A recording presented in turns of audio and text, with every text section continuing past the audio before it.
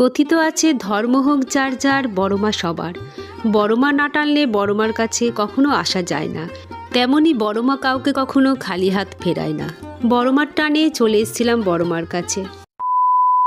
বড়মার মন্দিরে পুজো দিতে কিভাবে যাবে, কখন যাবে, ফুল মালা ডালা কোথায় পাবে, সব জানতে পুরো ভিডিওটার সাথে থাকো। আমরা কাছড়াপাড়া থেকে চলে এসেছিলাম। তোমরা যদি শিয়ালদার দিক থেকে আসো বা কৃষ্ণনগরের দিক থেকে তোমরা আসো, তবে নৈহাটি জংশনে নেমে তারপর তোমরা এই ওভারব্রিজ দিয়ে চলে যাবে 1 নম্বর প্ল্যাটফর্মে। তোমরা 3, 4 বা 5 যে নম্বর প্ল্যাটফর্মে নামো না কেন, 1 নম্বরে যেতে হবে।